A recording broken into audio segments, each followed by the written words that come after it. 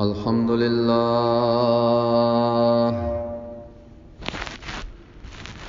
الحمد لله رب العالمين، والعاقبة للمتقين، والصلاة والسلام على أشرف الأنبياء والمرسلين، وأسعد النبيين، نبينا محمد وعلى آله الطيبين الطاهرين، وعلى صحابته الغر الميامين، وعلى التابعين ومن تبعهم بإحسان إلى يوم الدين. وأشهد أن لا إله إلا الله وحده لا شريك له، وأشهد أن محمدًا عبده ورسوله، أكرم عبد وأعظم رسول، صلى الله عليه وعلى آله وأصحابه وذرياته وأهل بيته أجمعين. أما بعد، فقد قال الله تبارك وتعالى في كلامه المجيد بعد أعوذ بالله من الشيطان الرجيم، بسم الله الرحمن الرحيم. لقد من الله على المؤمنين إذ بعث فيهم رسولا آمنت بالله صدق الله العظيم.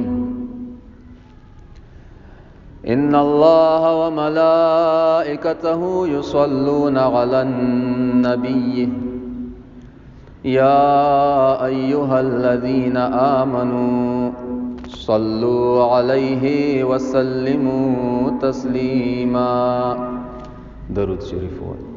اللهم صل على سيدنا ومولانا محمد وآله وعترته بعدد كل معلوم لك. اللهم صل على محمد عدد ما تحب وترضى.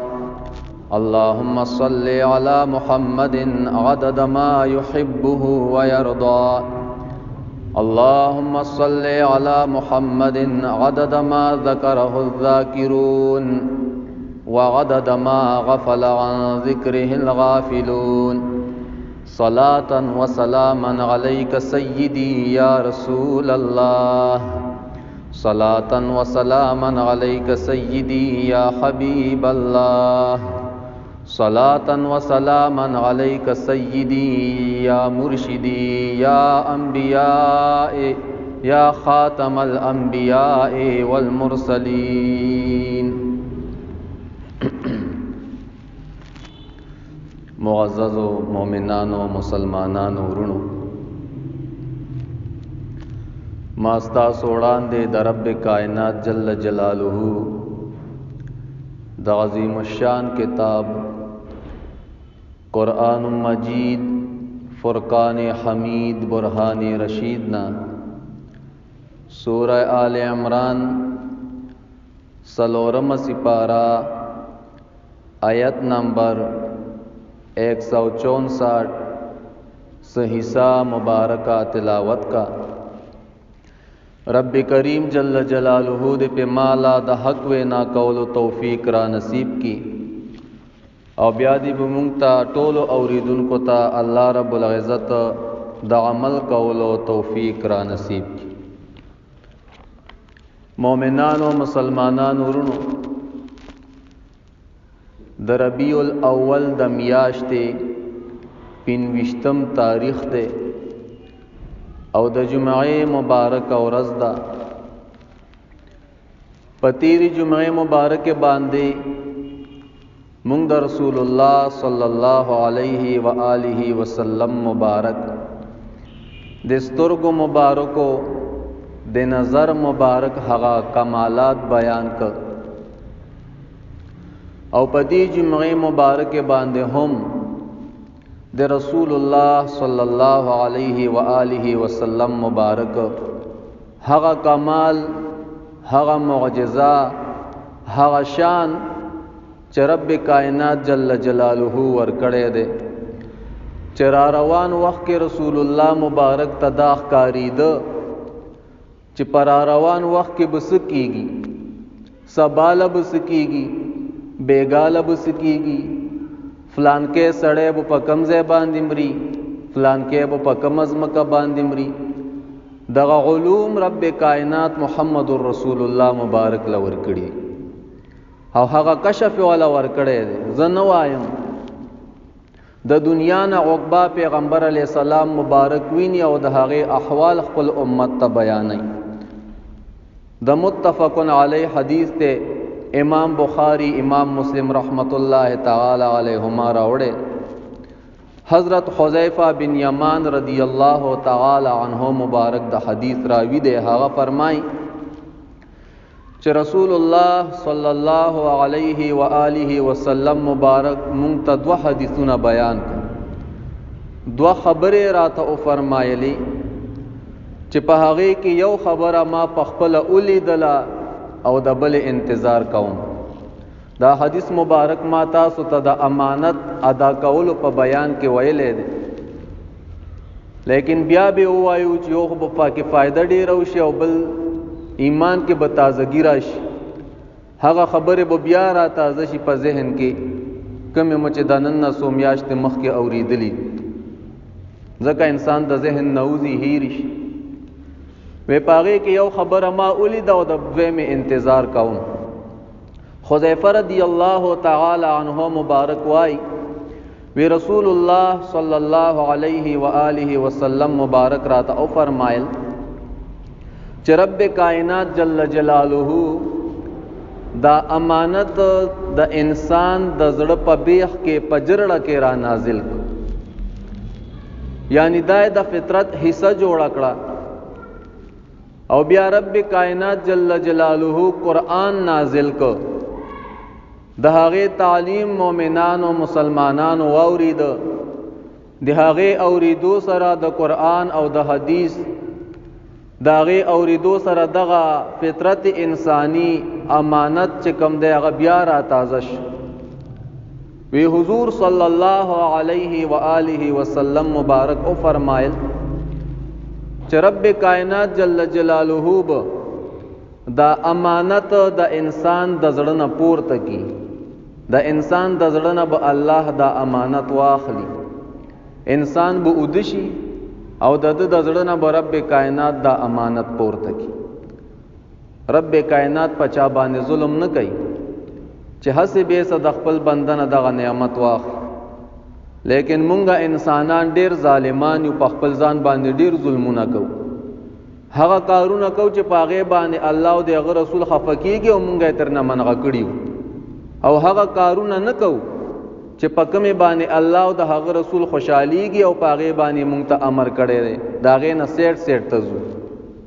نو د دې نشان به د یو معمولی پشان یو معمولی نشان به پاتش امانت به د انسان د زړه نه پورته کړي شي او بیا به د اودشي یعنی سموده په پکې تیر شي او د زړه نه به دغه نور امانت هغه کم چې پاتې شوی دی هغه به ترنا پورته شي او د یو معمولی تڼا کې پشانته به پاتې شي او د وضاحت لپاره رسول الله مبارک یو ګټ کې راواغستو کوتکانه راواغستو او په خپل خپې مبارک باندې داسې ور اورغړلو چې دغه شانته انسان په خپل خپې باندې د اور سکروټه ور واچي هغه په لړ شي نو هغه زیرا او پړسیږي پاغه کې دن سوینا یا زو نخکاری حسر او پړسیږي پاغه کې دن سوینا وې دغه شانته چې کم دی یو شیز بپات شي او د سبا په وخت کې خلق خرید او فروخت کوي لیکن څوک به هم دې ته نږدې نیوي چې امانت به ادا کی یعنی امانت ادا کول هغه به بالکل ختم شي د انسانانو ترمنځ دکاندار به خپل دکاندارۍ کې غلوي، ډاکټر به خپل ډاکټرۍ کې غلوي، هر یو تاجر دی به خپل تجارت کې غلوي. او دریم نمبر شیز براوړي او هغه په مؤمنانو مسلمانانو باندې په اول نمبر باندې خرڅي او دوکه به ولا ورکي. وی دغه امانت ته بړو څوک نږدې نه وي، بیخي هغه امانت به اورک شي. وی صرف دومره به ویلې شي چې د فلانی په خاندان کې یو سړی وو چې هغه به امانت ادا کولو، صرف کیسې به پاتې شي. لکه مونږ او تاسو چې نن سبا صرف کیسې کوو، یاره فلان کې ډېر ښه سړی و، امانت به سره ګوره خلکو کې خو وی صرف دغه کیسې به پاتې شي، صرف کیسې به کېږي فلان کې ډېر امانتدار انسان، بالکل امانت به ختم شي. او دغه شانته به د انسان نه ایمان هم پورته کړی شي، ایمان به پکې نه وي. حضور مبارک فرمای وی ته به ویني یو سړی لره چې سونه مضبوط، ودا به ویلې شي چې سونه مضبوط دی، سونه هوښیار دی او سونه عقلمند دی، لیکن د هغه په زړه کې به د اوري د دانې برابر عمره ایمان موجود نه وي، د ایمان نه به خالی وي. حضرت حذیفه رضی الله تعالی عنہ مبارک وای وی ما باندې په خپل داسې وخت راغلی ده چې دغه خلق ما په خپل ولید، وی ما به خلکو سره خرید او فروخت کولو، خو ما به دا پروا نه ساتله چې زه د مؤمن سره خرید او فروخت کوم او که زه د یهودي او عیسائی سره خرید او فروخت کوم. وی که چېرته خرید فروخت مې به د مسلمان سره کولو نو په دې باندې به ډاډوم که زما د طرف نه دته څه شی لاړ شي نو د هغه دین چې اسلام دی هغه به ما ته هغه شیز را واپس کړي چې یار دا خو زما د مسلمان رور نه یو شیز ما طرف ته راغلی دی، زه به ورله واپس یوسم. او که چېرته یهودي او عیسائی وي نو د هغه نگران هغه به ما ته را واپس کړي ذمہوار. وی د چا نه مې هیڅ یاره نه وه چې زه د چا سره خرید او فروخت کوم. حضرت حذیفه رضی الله عنه مبارک وای وی نن سبا هغه وخت بالکل الټه شوی او داسې الټه ده چې زه به صرف او صرف پتاسو کې دا د تابعینو دور دی، خیر القرون زمانه ده. او په دغه وخت کې صحابي مبارک وای وی پتاسو کې به صرف د هغه چا سره خرید او فروخت کوم چې هغه ما ته معلوم دي، یعنی پچا باندې اعتبار پاتې نش. د اعتبار زمانه په هغه وخت کې چې صحابه کرام ژوند دي، تابعین ور سره دي، او په هغه وخت کې صحابه کرام وای چې مونږ به د هغه چا سره خرید او فروخت کوو چې څوک مونږ ته معلوم دي. وی د هر یو سره خرید او فروخت نه کوو، ولی دیسی شی را باندې خرڅ نه کی، دو نمبر شی را نه کی، غلط شی را نه کی، دغه ټوله دوکا هغه نن سبا شروع ده. دا د حضور پاک صلی الله علیه و آله وسلم مبارک د سترګو مبارکو د نظر مبارک هغه کمال دی چې رب العالمین دغه طاقت ورکړي او هغه علم د غیب چې رب کائنات ورکړي او خپل امت ته بیان کړي دا چې پر روان وخت کې به دغه شانته خلق راضي او امانت به څوک نه ادا کړي. بل حدیث مبارک هغه د امام مسلم رحمت الله تعالی علیه حدیث تا حضرت ابو هریره رضی الله تعالی عنہ مبارک وای چې حضور پاک صلی الله علیه و آله وسلم مبارک مونږ ته د قیامت د ورځې احوال بیان کړ. حضور مبارک مدینه منوره کې دی یا په مسجد نبوی شریف کې دی او د هغه ځای نه عقباوینې او د هغې احوال هغه خپل امتیانو ته بیانوي. وی مونږ ته او فرمایل چې رب کائنات به په ورځ د قیامت باندې دا انسانان ځان ته راجمع کی نو دا مومنان به ادریږي، چې ادریږي نو رب کائنات به دوی ته دا جنت را نږدې کی، چې جنت و ته را نږدې کی او مومنان دا جنت وویني نو د دوی هغه حرز به سیواش چې الله دې ته خو مونږ وردن نه کا. نو مومنان به راغون شي او د حضرت آدم علیه السلام مبارک پس براشي او هغه ته به سفارش وکړي چې اے زمونږ بابا ته خو د تمام انسانیت پلارې ابو البشر زمونږ د پاره د رب العالمین نه جنت غواړه چې مونږ ته جنت پرانیزي او جنت ته مداخل کی. حضرت آدم علیه السلام مبارک به تواضع وکي، عاجزي وکي او دوی ته وایي چې تاسو لاړ شئ د حضرت ابراهیم خلیل الله علیه السلام مبارک پس. بل حدیث مبارک کې حضرت نوح علیہ السلام مبارک کله چې دی راشي مؤمنان ابراهیم خلیل الله علیہ السلام مبارک ته بوای زمونږ د پاره د الله نه جنت غواړه چې مونږ جنت ته داخل کی. ابراهیم علیہ السلام مبارک به هم خپل عاجزی ورخای تواضع بو کی او هغه بو ته وای تاسو لاړ شئ موسی کلیم الله علیہ السلام پس. مؤمنان چې کله هغه مبارک پس راشي ورته بوای زمونږ د پاره جنت غواړه، تا خو د رب العالمین سره خبرې کړې دي، رب العالمین ته ډیر نږدې. موسی علیہ السلام مبارک بم خپل عاجزی ښکارا کی تواضع بو کی ورته بوای تاسو لاړ شئ عیسی علیہ السلام مبارک پس. عیسی علیہ السلام مبارک پس براشي. عیسی علیہ السلام مبارک ورته هم او فرمایي چې تاسو لاړ شئ د دواړو جهانو سردار فخر موجودات سرور کائنات محمد عربی صلی الله علیه و آله وسلم مبارک پسې او هغه ته تاسو د خپل درخواست وړاندې. مؤمنان براشي او د محمد رسول الله مبارک په قدمونو کې به حاضر شي او ورته بارزو کې د الله رسول زمونږ د پاره جنت غواړه چې الله مونږ د جنت ته ور داخل کی. رب کائنات به هغه درخواست منظور کی، پول صراط به ولګي او مؤمنان او کافران دا ټول به په دغه پول صراط باندې تیریږي. کم خلق چې مؤمنان وی صحیح العقیده او با ادب خلق وی او بهم ګناهګار وي هغه په دې پول صراط باندې ور اوړي او جنت ته به رب العالمین داخلي. حضور مبارک فرمای وی پول صراط باندې به داخلك تیریږي او امانت او صله رحمی دا دواړه براوستش، یو به د پول صراط نه پخې طرف باندې ودرېږي او دویم به د پول صراط په ګس طرف باندې ودرېږي او دا خلق به تیریږي او دا پک د دې د پاره ودرېږي چې کوم خلکو امانت کې خیانت کړي وي یا خپل ولی حسه مسجد خپلوانو سره پریخي وي دی بیرانسی او خطه جهنم ته به ورگزاري. رب العالمین دې مونږ او تاسو د جهنم د اور نه وساتي. حضور مبارک صحابه او ته فرمای وې د تاسو نه به اوله ډله په دې پول صراط باندې داسې تیر شي لکه د بجلی د پړک پشان، وې داسې एकदम په ور واوړي. د حدیث راوی وای ما عرض کو چې زما پلار او مور د دستانه قربان شي د بجلی د پړک پشان تیرېدو څه معنا ده؟ وی حضور مبارک راته فرمایل چې ته نه ویني دا بجلی څنګه په اسمان باندې د سترګو په پړک کې راشي او واپس لاړ شي. وی دغه شان د سترګو په پړک کې په مؤمن انسان وروړي او وی دویمه ډله هغه به د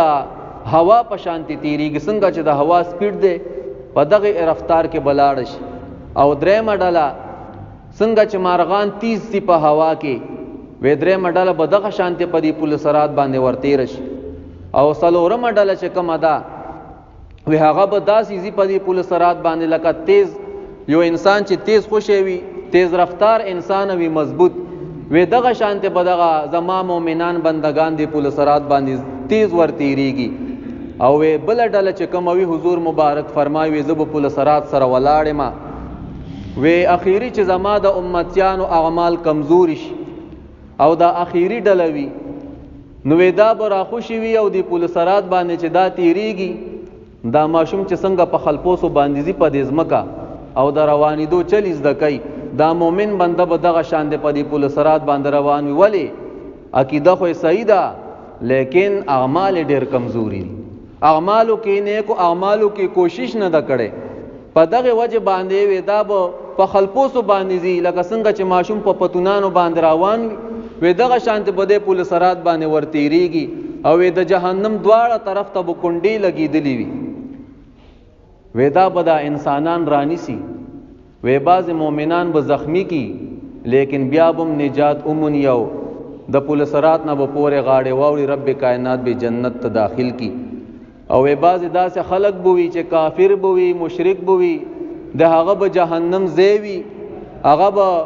خالدن فیها په جهنم کې وي وی په هغه کندو کې بنخلی او پړ مخه به جهنم ته ورگزار شي وی رب العالمین به جهنم ته ورگزارای وی زب پول صراط سره ویلاړم او زب د رب العالمین نه دا سوال کوما رب سلم سلم رب سلم سلم اے رب زما امت اے رب زما امت. حضور مبارک په هغه وخت کې هم د رب کائنات نه د خپل د ګناهګار امت ته پار سوالونه کوي او شفاعت بو کوي د رب العالمین په دربار کې چې اے رب زما امت سالم پورې باسا، اے رب زما امت سالم پورې باس. د حدیث راوی ابو هريره رضی الله تعالی عنہ مبارک فرمای وې زما د په هغه ذات باندې قسم وی د چا په دسته قدرت کې چې زما ساده وې د جهنم جوړواله د اویاو کالو په مزل باندې دی، اویاو کالو په مسافت باندې د جهنم جوړواله دی. تا چې خدای تعالی جهنم ته ورولی نو اویا کال خو به صرف په مزل روان او په لمبو کې بسیزي او به پته نشته چې په جهنم کې به کومه طبقه وي، هغه طبقه ته به ور پوری وځي او پاغه کې به څومره کال وي او یو ورځ 50,000 کال د نو به حساب کوا او سوچ په کوا چې آیا هغه کارونه کول غواړي کنه چې پکې مې باندې الله او د الله رسول خوشحالي. نو دا د حضور پاک صلی الله علیه و آله وسلم مبارک هغه علم د غیب چې رب کائنات ور کړی دی او خپل امت ته بیان کړی دی. هغه نظر مبارک دا د هغه کمال دی چې حضور مبارک په مدینه منوره کې د خپل امتیانو ته د آخرت احوال بیانوي او هغه ویني، هغه څه کوي هغه ویني. دا د حضور پاک مبارک شان دی. ذکر رب کریم فرمای لقد من الله علی المؤمنین اذ بعث فیهم رسولا، بشکا ما په مؤمنانو باندې عظیم احسان دا کړی دی چې په دوی کې می عظیم الشان پیغمبر ورلېږلی. دا د رسول الله مبارک شان او کمال دی. داغه د نظر مبارک هغه کمالات دي. د مسلم شریف حدیث مبارک ته حضرت انس رضی الله تعالی عنہ مبارک د حدیث راوی دی. بعض خلک اعتراض کوي د حضور مبارک وې نظر د دیوال نشاته خواکار نه کوي. دیوال خو یو لیش پلن دیوالی زیات چې پلن شنو د دوه خختو دیوال شي، دوی لیشته واخله، درې لیشته واخله، نیم غز واخله. وې د نیم غز نه خو د حضور مبارک نظر کار نه کوي. دا ګستاخی او بے ادبی ده. د حضور مبارک خدا سے نظر مبارک ته چې په دنیا کې د جنتم ورته ښکاری، دوزخم ورته ښکاری. د مانځه په حالت کې د صحیح بخاری حدیث ته امام مسلم هم راوړی دی. ابو هريره رضی الله عنه مبارک د حدیث راوی دی. د مانځه په حالت کې حضور مبارک قدم وړاندې کوي او لاس ته حرکت ور کوي، لاس داسې کوي او پس رستو کیږي. بعد د مانځه صحابه کرام ارته دی الله رسول تاسو نن په دې مانځه کې بیل شان حرکتو کو، حرکت مو کو ور وړاندې شوي، لاس مو غت کوي او رب کائنات را ته جنت را ښکارا کو او پاغه کې می د انګور یو غونچره دغه کا چیرې د خپل امتیانو د انګور د غورچره شکومه خو بیا می پرې خو. دا د حضور مبارک د نظر کمال دی. ته حضور مبارک هغه نظر راواله خپل نظر سره سمې زما اوستا نظر د دې برجې نه خوا کار نه کوي. د حضور مبارک داسې نظر مبارک ته حدیث می در د پتیر جمعه بیان کړو. حضرت عبداللہ ابن عباس رضی اللہ تعالی عنہما د حدیث راوی دے د صحیحین و حدیث تے حضور مبارک په دوه قبرونو باندې راتیریږي او ویره په دې دوه قبرونو کې دن عذاب دی. درته می ویلو یو ته عذاب په دې وجه ملاویږي چې د توش متیازو د ساس کو نزان نه ساتلو او بل ته عذاب د دې وجه نه ملاویږي چې د دوه کسانو ترمنځ خبره وړه راوړه او هغه په جنگ شول. وې د دې وجه نه د عذاب ملاویږي. وې دا دون لوی خبرې نه وي خدای ته ځان نه ساتلو. نو ځانونه ساتل ته پکا دي. ته وې د دیوال نشاته سنخکاری زمونږه دا کیده د حضور مبارک ته رب کائنات پزمکه کم داغه د احوالونه خبري. یو ټرالی خاور په د پاسه پرته ده، یو ټرالی خاور د لاندې حضور مبارک ته هغه ښکاری چې آیا په دې قبر کې دغه انسان ته راحت ملاویږي او کنه د عذاب ملاویږي. دا د حضور مبارک د نظر او د سترګو مبارک هغه کمال دی. د مسلم شریف حدیث ته حضرت انس رضی اللہ تعالی عنہ مبارک د حدیث راوی دے. وی حضور مبارک او فرمایل مررت علی موسی علیہ السلام وهو يصلي في قبره. وی زه د موسی علیہ السلام مبارک په هغه روزه مبارک باندې تیریدم. وی جو ام قتل موسی علیہ السلام مبارک په خپل روزه مبارک کې لګیا دی او منس کوي. په خپل روزه مبارک کې څه کوي؟ منس کوي. یار ما او تا ته نخکاری. په قبر کې څه شی دی؟ د خاور یو ډیره په د پاسه جوړ دی، ما او تا ته نخکاری چې په دې قبر کې دن نه څه حال دی. پیغمبر علیہ السلام مبارک ته هغه ښکاری چې په دغه باندې عذاب دی او په د باندې راحت دی. چې د رب العالمین مؤمن بندوي او دا د ګناهونو نه خپل ځان ساتلې وي نو د پاره جنت دا قبر چې کوم دی حضور مبارک فرمایي دا د جنت د باغچونه یو باغچه ده او د انبیانو د پاره خو باغچی نو حضرت موسی علیہ السلام مبارک پکې ورته اوخ کاری دو چې لګیا دی ومنس کوي نو پاغه باندې راحت او هغه دوه کسان پکې ورته اوخ کاری دل په دوی باندې غضب دی نو څوک چې ګناهګار وي سیاکار وي فاسق او فاجر وي هغه ته په قبر کې عذاب ملاويږي نو یو فائدہ د دې حدیث نه دار اوته چې دا غیب دی او د غیب او د علوم رب کائنات محمد رسول الله مبارک لور کړي دویمه فائدہ پکې دا چې دا د نبی علی السلام مبارک هغه کشف تام دی ما او تا ته نخکاری او رب العالمین خپل خواص او بندگانو لور کوي دریمه فائدہ په دې حدیث کې دا ده چې مؤمن بندوي نو د قبر راحت وي قبر کې د راحت ملاويږي او چې فاسق او فاجر انسان وي نو هغه ته په قبر کې عذاب ملاويږي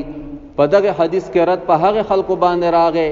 چې کوم خلک وای چې په قبر کې عذاب نشته وای کنه وای تاسو به اوریدلی وای په قبر کې عذاب نشته حضور مبارک فرمایي په قبر کې وت عذاب ملاويږي او حدیث د صحیح ہے نو دا د حضور نبی کریم صلی الله علیه و آله وسلم مبارک د نظر مبارک هغه کمال دی چې د ازمکه دن احوالونه رب العالمین خبري بل حدیث مبارک هغه د بخاری شریف حدیث ته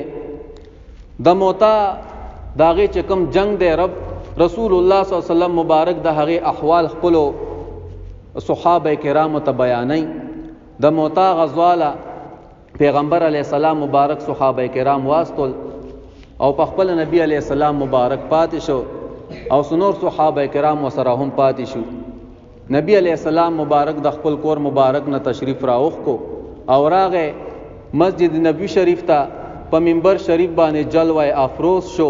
تشریف فرما شو صحابه کرام ځان تراغون ک او په دغه وخت کې جنگ شروع شو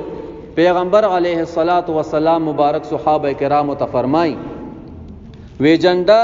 هغه زید رضی الله تعالی عنہ مبارک پلاس کې راواغستا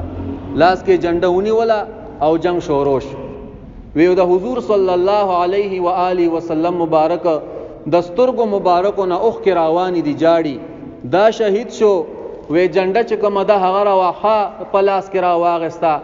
وی غم شهید شو جنډا بل صحابي پلاس کې راواغستا وی رسول الله مبارک جاړي دغه منظر ګوري صحابه کرام ته هغه منظر بیانای وی بیا وای په اخر کې چې جنډا د رب العالمین د تورونه یو توري پلاس کې راواغستا او د هغه نامه خالد ابن ولید رضی الله تعالی عنہ مبارک وا وی دغه پلاس باندې رب العالمین په دغه جنگ کې فتح راوستلا کفار او شکست او خړو صحابه کرام حیران دي چې د رب العالمین د تورونه یو تور دا سوک ته کله چې صحابي راغه په منډه را خوشه دی حضور مبارک لا ورل راغه حضور مبارک ته فرمایي وي قربان تاسو راته احوال بیان وای کزه درته بیان دون با ادب خلق وی تاسو بیان وای کزه درته بیان کوم وینه زبه درته بیان وی دغه شان کار شوی دا هغه صحابي دی الله په ذات قسم خو وی قسم په الله وی تاسو خو راته داسې احوال بیان کړل لکه چې بالکل تاسو موږ سره الته کې موجود وای دا د پیغمبر علیه الصلاۃ والسلام مبارک دستورګو مبارکو د نظر مبارک هغه کمال دی چې رب العالمین ورل ور کړی دی ناس په خپل مسجد نبی شریف کې دی او د هغه د جنگ میدان ور تخکاری دا غ علم الغیب دی چې رب کائنات ورل ور کړی او ته بیا موای چې پیغمبر علیه السلام مبارک ته د دیوال نشاته پته نه لګي پیغمبر علیه السلام مبارک ته د سبا د ورځې پته نه لګي مونږه وایو د سبا د ورځې پته وته نه لګي بالذات چې الله ول علم ورکی به امت ته بیان کړي دي امام مسلم رحمت الله تعالی علیه حدیث راوړی دی انس رضی الله تعالی عنہ مبارک د حدیث راوی دی هغه وایي چې مونږ ته عمر رضی الله تعالی عنہ مبارک د جنگ بدر واقعا بیانول او دا سه رتویل وې سباله به جنگ بدر کیږي او حضور صلی الله علیه و آله وسلم مبارک پنځ په باندې مونږ ته د سبا احوال بیانای چې ای زما صحابه سباله به فلانه کافر ابو جهل بدلته مردار وی عتبه بدلته مردار وی شیبه بدلته مردار وی وی خپل لاس مبارک په غزمه کې باندې کې خودو او نشانی کولې او رب کریم جل جلاله په قران کریم کې څه فرمای وما تدری نفس ماذا تکسب غدا، وی یو نفس ته هم دا پته نه لګي سبا له به څه کیږي. وما تدری نفس بأي ارض تموت، رب کریم فرمایي یو نفس تن دا پته نه لګي چې د مرګ به په کومه ځمکه باندې یار. او حضور مبارک د هغه احوال خپل امت ته بیانوي. دغه علم رب العالمین خپل پیغمبر علیه السلام مبارک له ورکړی دی. رب کریم فرمایي پته وته نه لګي بالذات علم وسره نشته. ها چې زه ولا علم ورکم بیا تاسو ته احوال بیان کړی دي. حضور مبارک دام وایي چې او سباله به جګړه کیږي. رب فرمایي سباله چاته پته نه لګي سبا کیږي. حضور فرمایي سباله به جګړه کیږي د مؤمنانو او د کافرانو ترمنځ. دام چاته پته نه لګي چې څوک به کم زمري. رب فرمایي حضور فرمایي آو ابو جهل بدا زمري، شیبه بدا زمري، فلان کې کافر بدا زمري. هغه ځمکه رسول الله مبارک ورته پنخې کړي وا، هغه زه ورته رسول الله مبارک پنخې کړو. حضرت عمر رضی الله تعالی عنہ مبارک وای وې قسم په الله رسول الله مبارک چې څنګه مونږ ته هغه بیان کړو او کم کم ځای پنخه کړو، وی یو کافر هم د هغه ځین اخوا دی خو مردار شوی نو په هغه ځی باندې مردار. دا د رسول الله مبارک علم،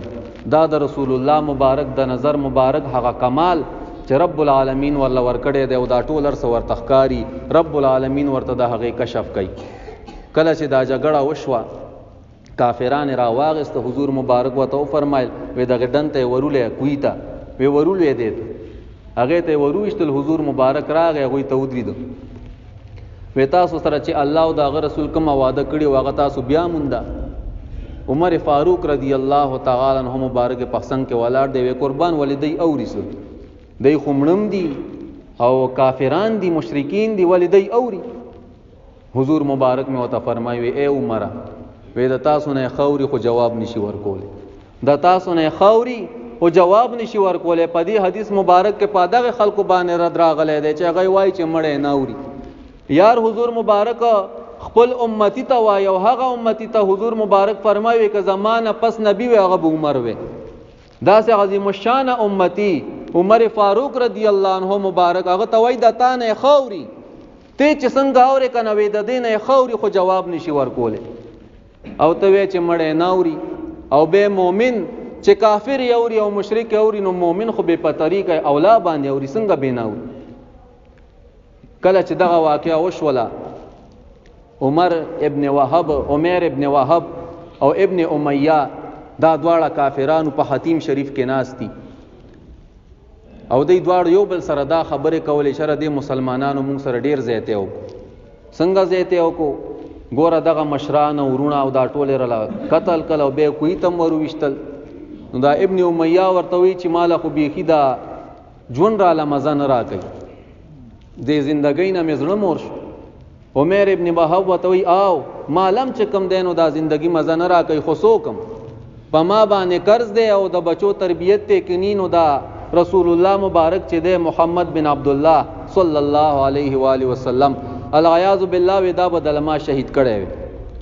ابن امیہ چې دا واوریدل وی ته صحیح وی آو وی بس ستا قرض بم ز خلاص کما او تا د بچو کفالت بم ز واخلم. وی بس ته د دینه بیغمه شه خو ته ورشه او په پیغمبر علی السلام مبارک باندې حمله وی واده دا وی آو واده ته واغست د په خپل یوخي باندې سور شو. د مکه مکرمه نه روانيږي مدینه منوره ته ورځي. سونه فاصله ده 300 کیلومتر، صدا پاسه 300 کیلومتر فاصله ده د مکه مکرمه نه مدینه منوره او دا په هفتو باندې مزل دی په اوخه باندې او پکندو کپړو باندې روان دی. چې کله ورشي مدینه منوره ته لاړ په مسجد نبی چې ور داخل شو عمر فاروق رضی الله عنه خپل مرګور صحابه سره ناشته کم نعمتونه په رب العالمین د جنگ بدر نه کړیو دا غي تذکری کوي او ناس دې چولی دو په دې الفاظ وی داس په د صدا پار راغې دلته دا کافر او مشرک د دلته د صدا پار راغې. رسول الله مبارک تشریف فرماده او عمر رازه ویراش چراغ ولا ویرانیز دیشه جوخرانیز دیش چې ورنږدې شو ویوایا کنه عمر د صدا پار راغله. دغه وخت کې کافر دی بیا ته رب العالمین صحابي جوړي وې د صدا پار راغله. د زوی په دغه جنگ بدر کې دینو کې کېدو وی یاره راغله ما بس ما وی چې خپل زوی را تر پرې دی او غره لر اخلاص کې د دې د پار راغلم دا شفارس می قبول کا. و عمر سم وای د صد پار راغله. اوس ګوره حضور مبارک ته دې دروغ وای. سو ځله وته فرمایل لیکن د بیا په دروغو کې جواب ورکولو. حضور مبارک می وته فرمای وی سیدنو چې تیرا ته نه بیان نو زبې درته بیان کم. و عمر د دې د پار راغله چې په پیغمبر علی السلام باندې حمله وکم او هغه شهید کما او تاسو دواړه چې د په ختیم شریف کې ناس و یو دا خبره مو کولې او د خپل توره د بے پزارو کې مو وهله چودريګه چې دا زهريله شینو په دې په حمله وکما. وې د دې د پار راغله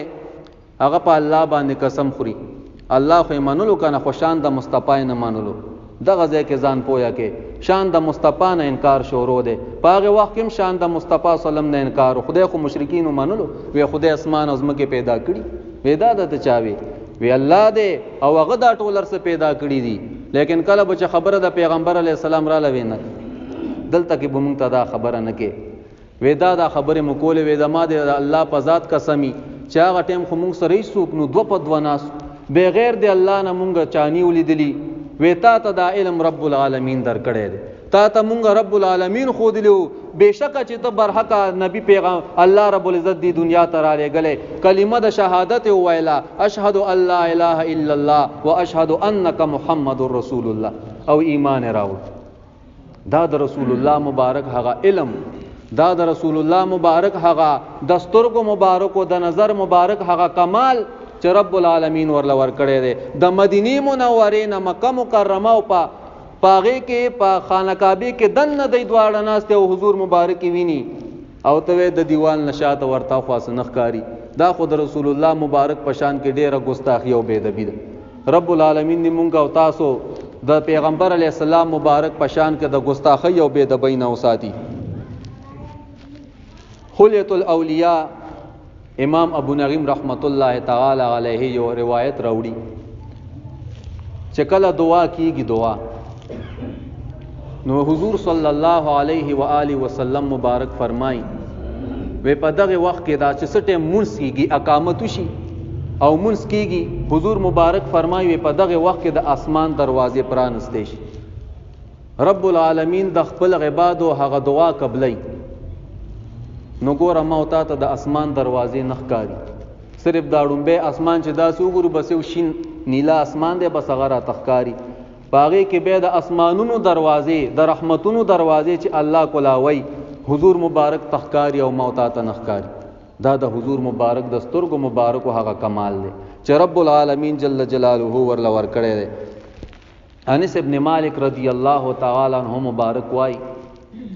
ویزه د رسول الله صلی الله علیه و آله وسلم مبارک سره روانه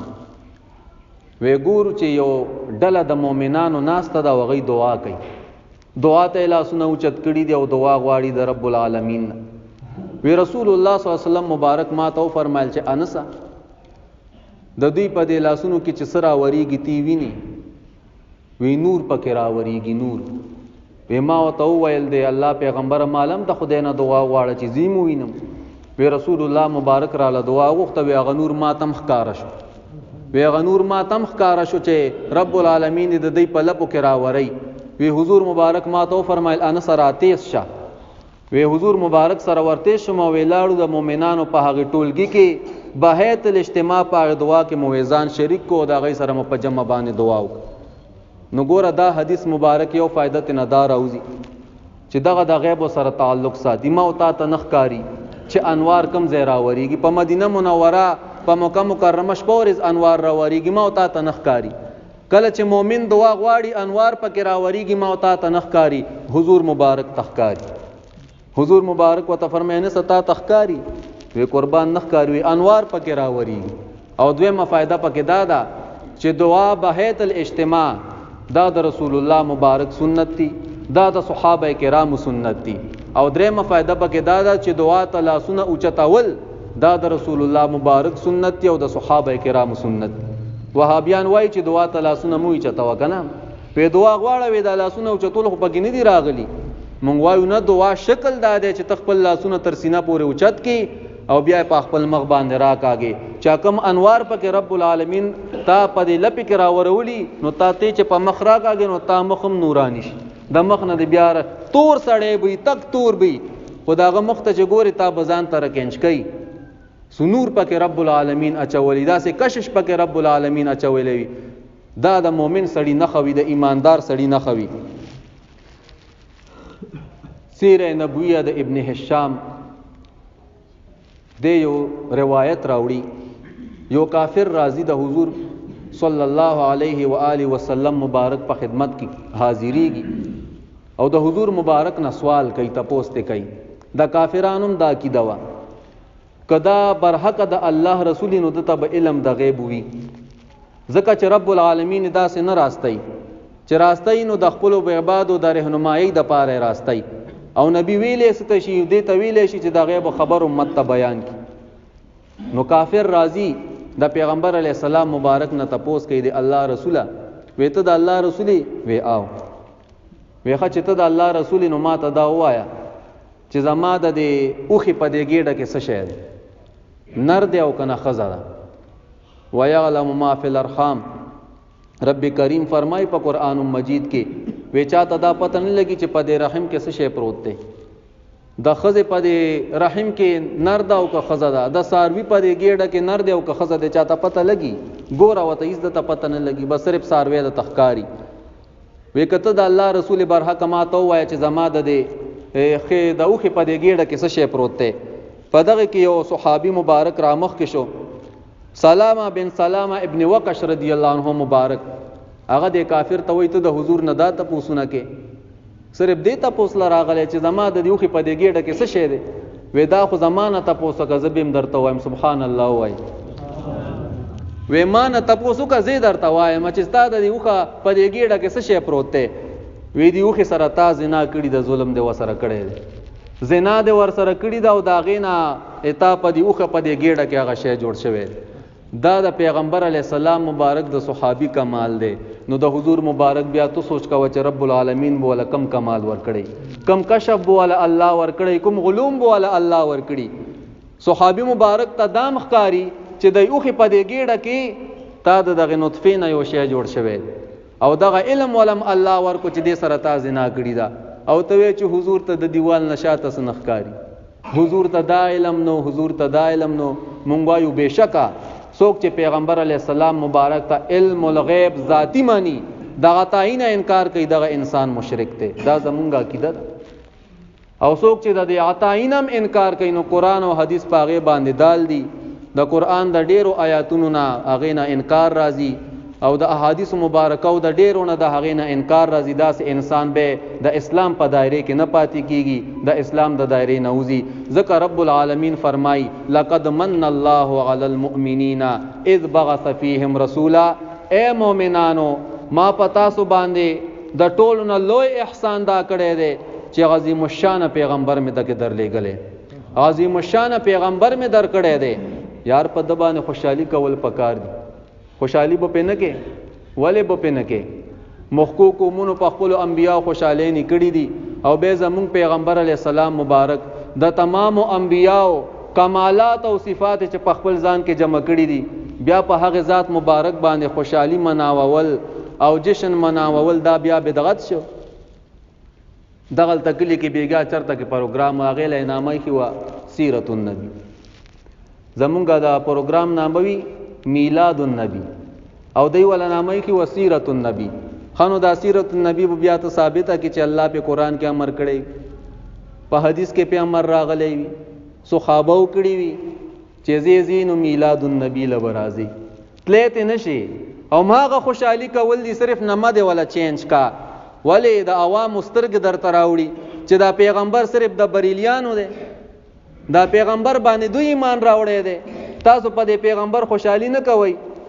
نو نامه ولا بدل کوي ز میلاد النبی دا خو بدعت ته خو سیرت النبی نامه بوله کیدو او ناتخوانی بو کو مولا براشي او بیان بو کې بیا بوزو نو زمون په محفلو کې سی په میلاد النبی د پیغمبر علی السلام صفات بیان شي پنات په شکل کې بیان شي مولا صاحب کینی د پیغمبر علی السلام مبارک هغه معجزات او کمالات دا ټول بیان کې د امتیان ور سره مینه پیدا شي پدې کې بدعت څه شی دی پدې کې غلط کار څه شی دی ډمان پکې نه غړیږي پدې کلی کې د مولانو میټینګ کړو چې څوک دارا ولیدارا ولې ډمامې کوي خړې له بولنو کړیو کان په هر جمعات باندې ګرځېدلی دي. ووایه یو نیم کذب الا من رحم ربي، پچا باندې چې الله رحم کړی هغه ته نصیحت ته دي. ما سره په کور کې د پلارم په دې باندې کله کله جګړه شي، فلان کیلا نه سي فلان کیلا نه سي. زه ورته ما بابا کوم خبره چې زه په خلکو ته عوامو ته کوم د هغې خلاف ورزي نه کوم، د هغه مولانو په شانتي نه یو، دلته ته ویم او بیسم او په هغې خوړې کې کینم.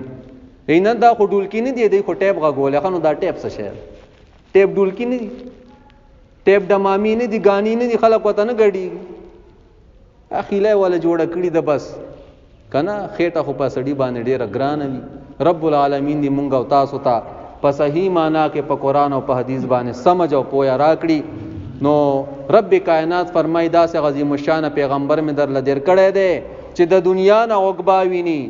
او په دنیا کې د خاورو ډېرې پې پروتي، د ځمکې دننه احوال ورته رب العالمین ښایي، د اسمانونو د هغې کې چې څه کېږي د هغې نه